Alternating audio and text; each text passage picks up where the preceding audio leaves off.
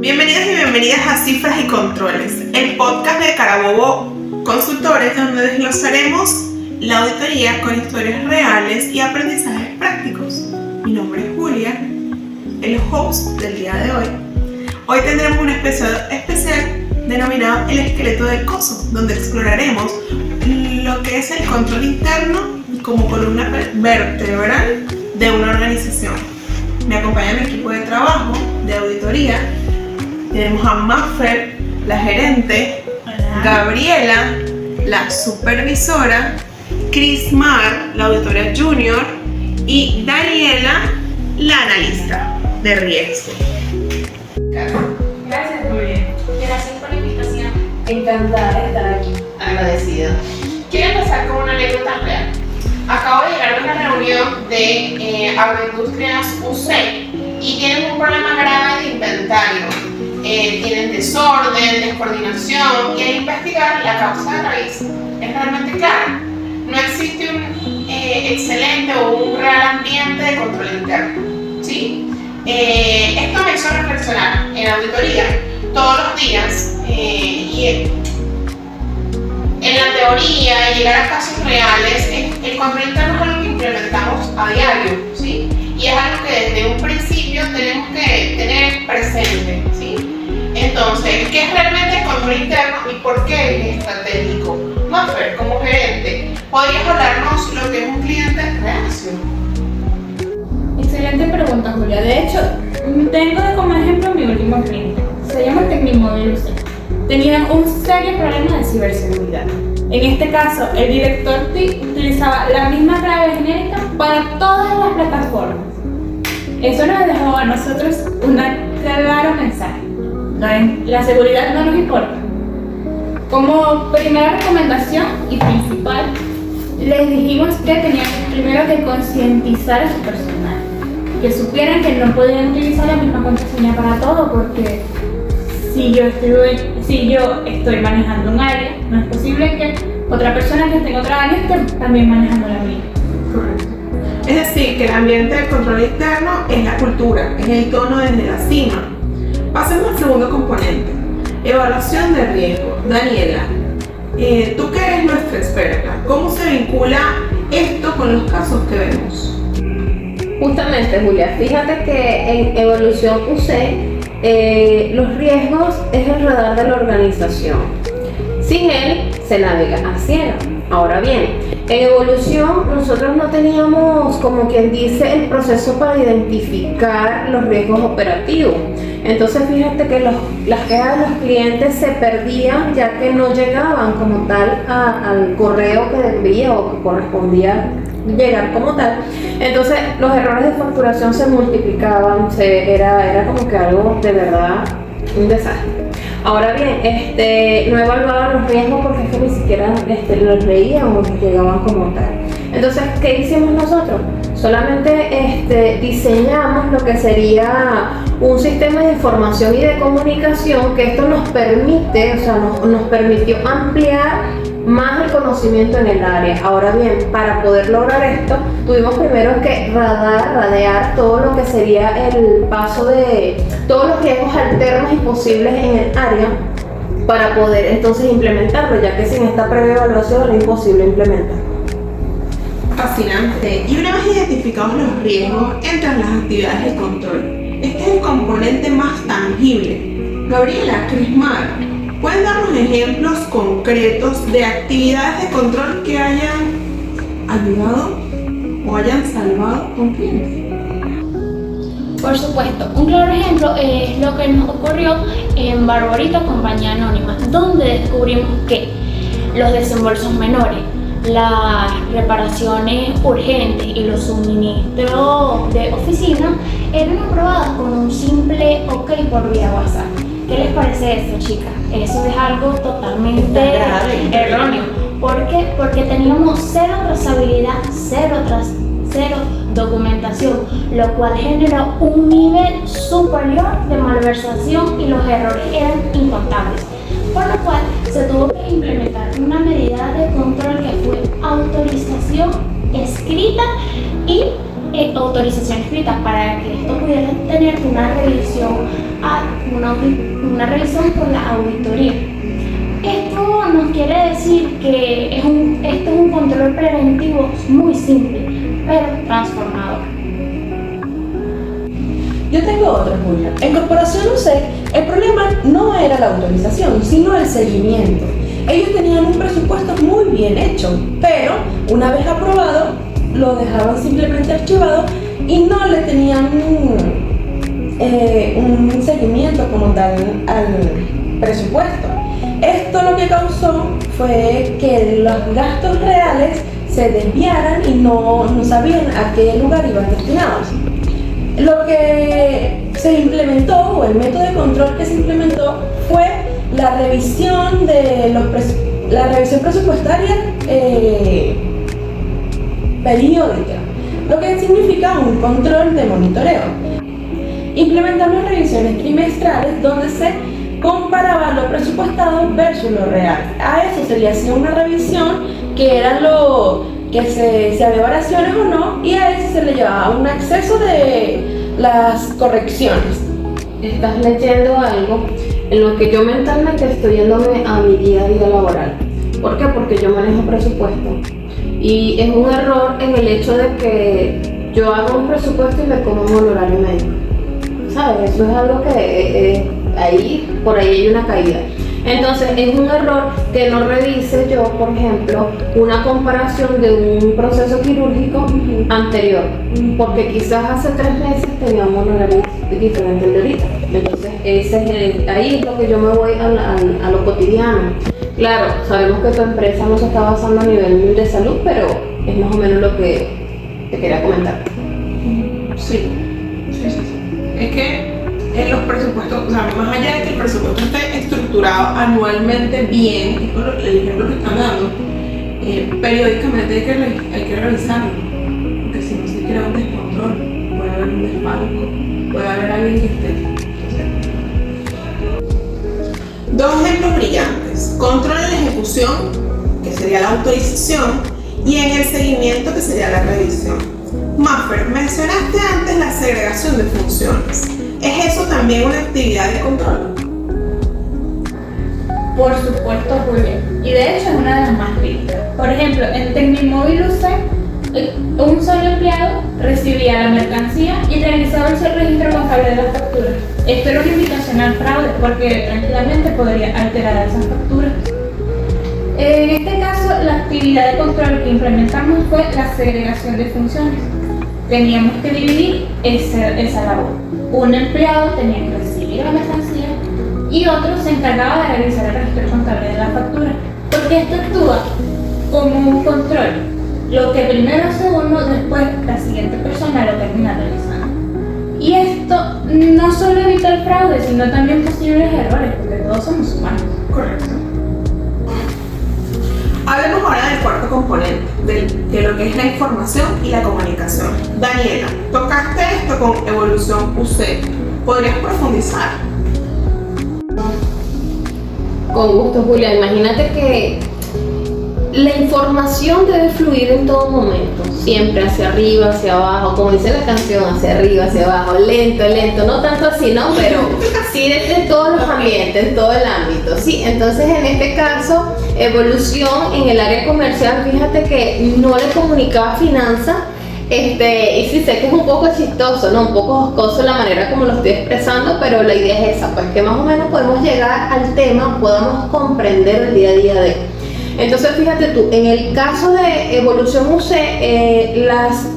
la comunicación, o sea, finanzas, no le llegaba nunca la información como tal, pues el área comercial no le avisaba. Ahora bien, ¿qué trajo esto como consecuencia? Pues facturas incorrectas, trajo que los clientes estuviesen inconformes y asimismo hubo muchos ingresos no reconocidos. Entonces, ¿qué hicimos nosotros o qué fue nuestra manera de cómo tratar de salvar estos pequeños pero muy graves errores, notorios errores?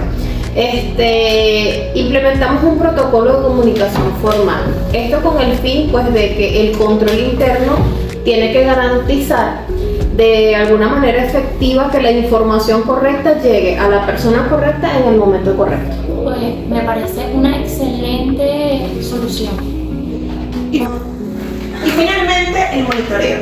Crisman lo mencionó con las revisiones presupuestarias, pero vamos allá, ¿cierto? Sí, el monitoreo es el componente que le da vida a todos los demás.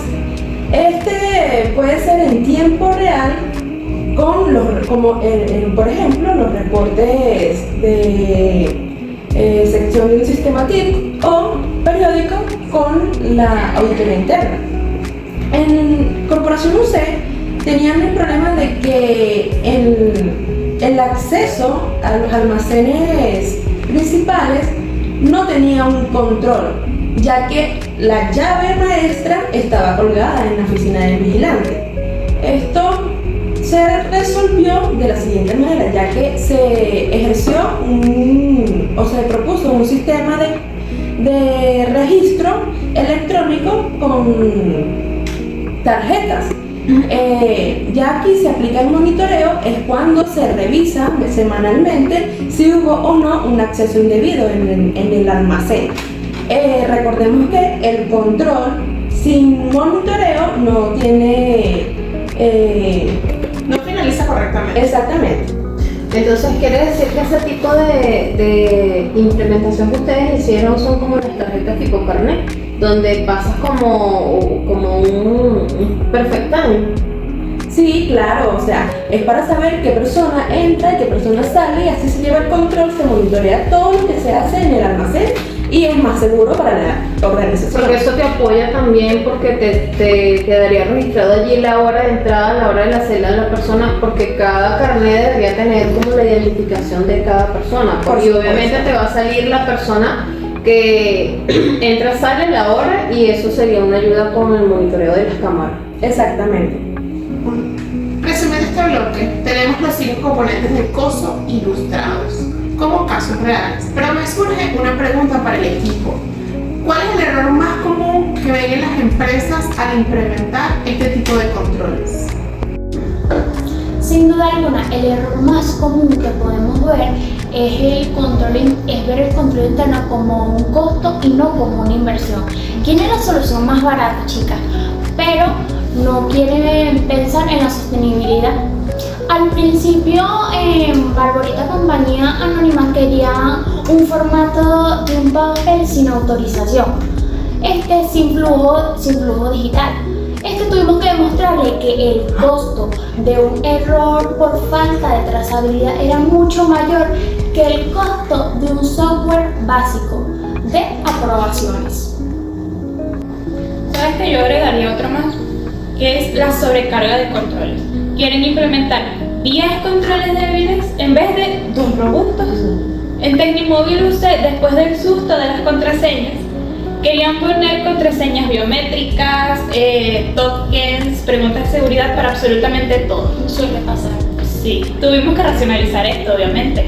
Pues los controles deben ser proporcionales a los riesgos que existen. Y no olvidemos la falta de capacitación. Eso es importantísimo. Fíjate que puedes tener el mejor sistema del mundo, pero si no lo sabes utilizar, lamentablemente, el personal debe estar previamente capacitado para poder llevar a cabo como tal cada función real. Fíjate que nosotros en Evolución UC diseñamos el buzón para las quejas y los empleados no sabían cómo utilizarlo, cómo recibir la queja del cliente como tal, pues. Entonces era como que fue como una pérdida. ¿Por qué? Porque no sabían por qué estaba ahí ni para qué. Entonces es base, súper importante, que sepan el por qué y el para qué de cada cosa. Es aquí donde se hace el énfasis pues, en lo que es la capacitación constante de cada personal en cada departamento para que se pueda llevar a cabo como tal dicha situación. Entonces llega a ¿cómo te explico? A ser importante lo que sería la comunicación y la formación, que es parte integral de lo que sería el control interno. Excelentes puntos. Entonces, ¿cuál sería el consejo o el primer consejo para una pequeña y mediana empresa o pyme que quiere empezar a fortalecer su control interno sin abrumarse? Bueno, se debería empezar por el riesgo más crítico, no intentar abarcar todo y hacer una lista. ¿Qué deberíamos hacer si tenemos riesgo de quebrar o un riesgo irreparable en nuestra reputación? ¿Sería eso el robo de inventarios o acaso un ciberataque o un fraude como tal? Bueno, en estos riesgos se debería realizar un control o uno o dos controles que estén alrededor de ellos, que sean precisamente para ese riesgo.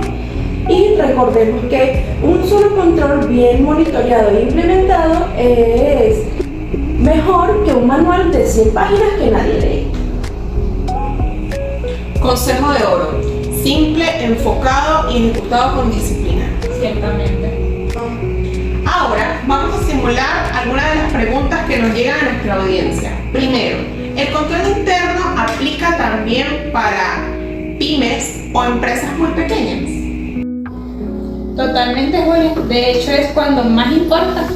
Pues una pyme puede quebrar por el error más pequeño o por un pequeño fraude. Pues acá la escala es menor, pero los principios siguen siendo los mismos. Segregación de funciones básicas. El que cobra no puede ser el que registre. Las autorizaciones claras y, por supuesto, un gerente que esté monitoreando de cerca siempre, pues la agilidad de los procesos no está reñida con el control. Ok, les tengo una segunda pregunta. ¿Cómo miden la efectividad de un control interno? Bueno, hay varias formas de ver el riesgo. Hay que ver si el riesgo que queríamos mitigar se mitigó. Seguimos teniendo pérdidas de inventario, siguen habiendo quejas por facturas erróneas. También podemos hacer pruebas, es decir, podemos hacer un test. En el cual vamos a ver que si el control se aplica conscientemente. Y muy importante, preguntarle a los usuarios si este método les sirve, porque lo importante de todo esto es saber que este método les sirva y no que les entorpezca. Claro. Tercera y última. ¿Qué rol juega la tecnología hoy en día en el control interno? Es un rol transformador. Fíjate que la tecnología permite automatizar controles. O sea, un sistema no deja, por ejemplo, pasar por debajo un gasto del presupuesto. Sin embargo, también la centralización de la información es base, es fundamental que sea una sola fuente de la verdad. Sí, esto es algo que indiscutible. Aparte de esto, la monitorización tiene que ser en tiempo real. Esto nos permite las alertas automáticas que tienen que existir por las transacciones inusuales, que eso siempre se ve, es algo normal. Entonces, es importante resaltar, no podemos dejar por fuera que la tecnología, es un facilitador, pero no, a pesar de que es un facilitador, no es un reemplazo de nuestro juicio humano. Es lo que actualmente estamos viviendo con la IA. Sin embargo, para llevarlo al día a día no podemos dejarnos arropar como tal. Sin embargo, esto no es un reemplazo del humano, sino que es desde el tono ético. Es la supervisión, porque es la plena combinación de proceso, tecnología y el mismo talento humano, lo que hace que este control interno lleve a cabo como tal, que sea robusto. Respuestas brillantes, gracias equipo. Para cerrar este episodio, quiero que cada una dé una frase clave que se lleve a nuestra audiencia, ¿sí? Sobre el control interno. Empezamos por ti, Crisma. Bueno, el control interno es el mejor aliado de la buena gestión, o sea, que no es su enemigo. La mía sería: sin control no hay confianza, y sin confianza no hay negocio sostenible. Bueno, yo pudiera decirte que es un sistema vivo. Si a tú no lo alimentas con información, no lo mantienes allí reviviéndolo, lamentablemente se muere. La mía sería que no es un gasto, ni un papel, ni un procedimiento. Es una inversión en la resiliencia empresa y el futuro de la empresa. Ok, la mía sería el control interno en el esqueleto de coso de estructura, pero son las personas los que le dan vida y propósito. Ha sido un episodio increíblemente enriquecedor. Hoy hemos recorrido los 5 componentes de coso con cosas reales o con situaciones reales, desmontando mitos y dando consejos prácticos. El mensaje final es claro: el control interno es estratégico, es dinámico y responsable de todos. Gracias por acompañarnos en Cifras y Controles de Carabobo Consultores. Si te gustó este episodio, suscríbete, compártelo y déjanos tus comentarios. Nos encanta conocer tus casos y dudas. Puedes encontrarnos en todas las plataformas de podcast y en nuestras redes sociales. Un agradecimiento especial a nuestro equipo: Maffer, Gabriela, Crismar y Daniela. Sin su experiencia y pasión por la materia, por la auditoría, esto no sería posible. La próxima semana hablaremos de un tema candente: fraude cibernético. Cómo proteger tu empresa del daño y del antivirus. No te lo pierdas. Hasta la próxima. Nos vemos en la próxima semana en Cifras y Controles.